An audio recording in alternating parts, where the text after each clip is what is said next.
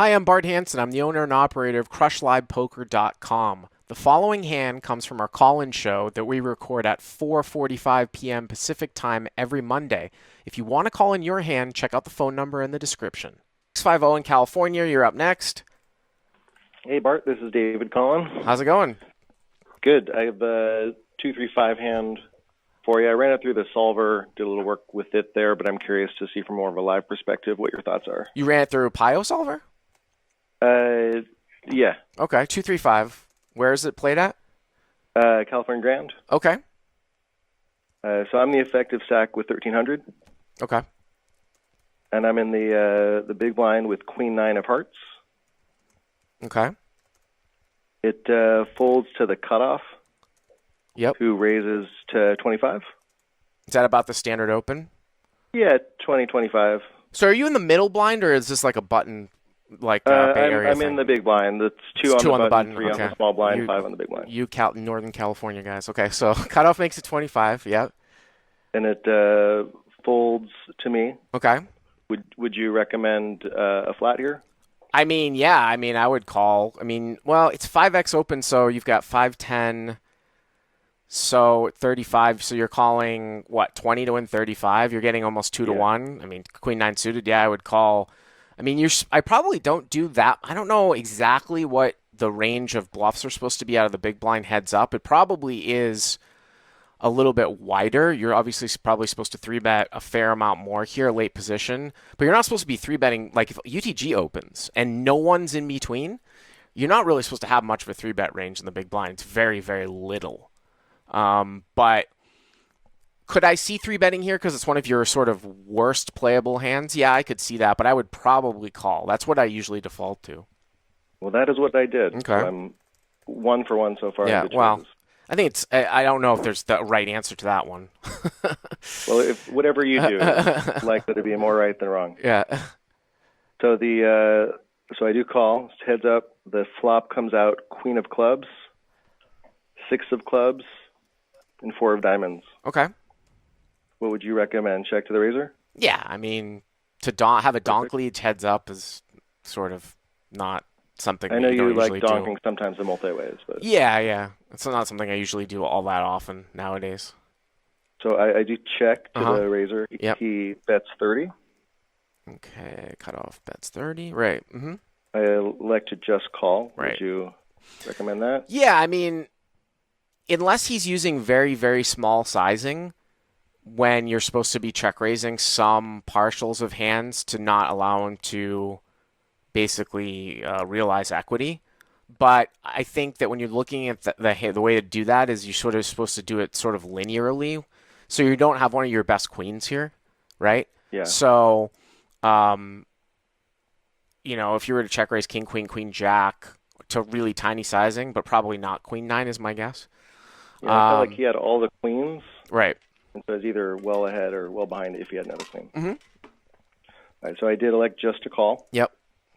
The turn comes a 3 of hearts. Okay. With the same logic we had on the flop, I elect to check. Yep. He bets 50. So cutoff bets 50 into what? Like half the size, like 100 25, 50. or 110, something like that. Yeah, something like that. I assume you call again. I do. Yep. So, again, thinking there's a high probability of a queen, Right. since he has all the queens. Well, I mean, he The could river- be bluffing too. I mean, you don't have the best Right. queen, but I mean, you can't fold on the turn, especially not to No, this no, sizing. Yeah, that wasn't. Yeah, that definitely. Yeah. I was thinking, but he either has a bluff, a better queen, likely not a worse Sure. queen. Sure. So the river comes an interesting card, the 9 of clubs. So front door clubs get there, but you make top 2.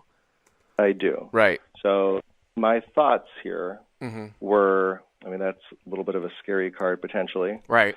That I could see if I check, there'd be a high probability if he had a queen, Mm-hmm. he would just check behind because I Right. didn't check calling all the way. Right. So I did not want to lose value from another queen that now I beat with my 2-pair. Sure.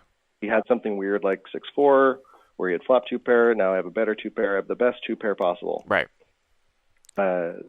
So would you, in that same thought, think leading would be best? I mean, So this is great because this is where like I say again, when you use these solvers, this is where the exploitable stuff deviates. I mean, I would Right. imagine that if you put this with those right ranges into a solver, that the river is a check. No, I like a bet here for sure for Yeah. the same So reasons that that's you what I said. did. What size would you recommend? I would. So the pot is 60, 110, or 160. I would probably bet maybe like 80 to 100. Now, it is kind of weird, like if you get raised, and then you sort of get into this whole scenario that I was talking about, like, well, is somebody turning a made hand into a bluff here? Probably not. So, and then are they turning like the ace high club into a bluff? I mean, obviously, bet folding is, I put a nice little Instagram post up yesterday. Bet folding is the absolute bread and butter of live poker and live no Why limit. is Do you calling? do it all the time? Certainly not. Obviously, if somebody's capable, you might bet call. But yeah, I mean, I don't know anything about your opponent, but in general, for the reasons that I stated, I would be leading here, just like you're supposed to lead with a flush here Yeah, too. You know what I that's what mean? I was thinking. Like, yeah. So I actually do lead for 100. Okay. He raises me to 275. So yeah, I didn't. There you go. Like, I didn't even know the hand. I mean, you're getting a Well, price here. You're getting a price here, I right? was getting a price. Yeah. I mean, you're getting Yeah. a price here. You're making it. I mean, he made it 275. Would he do this with a worse value hand? Probably not. But at the same time, you have to have some hands to call with here that I feel like that aren't flushes. If you're leading some hands for value, that is if your opponent is capable of bluffing. If he's never bluffing, then you don't have to have some hands that aren't flushes. But I would still call here for this sizing. I thought you were going to say something crazy like he moves all in. If you bet So 100 and you he put, moved all in, that would be pretty insane. And then you'd have to start thinking about, well, this guy's polarizing, right? He's either going to have the nut flush here or just the ace of clubs. And then it's a so you game of think with an chicken. unknown opponent, are you saying you would call anyway if after you got raised on the club river, or would you fold to when he two set raises? no to Yeah. 275 to when you bet 100 and he raises to 275.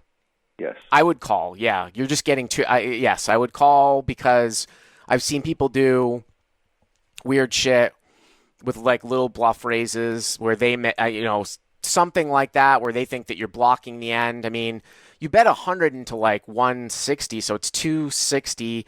He's making it five. So the pot is 530, 170 for you to call. You're getting like 3 to 1, something like that. Yeah, it just seemed really strong for him Yeah. to raise me there.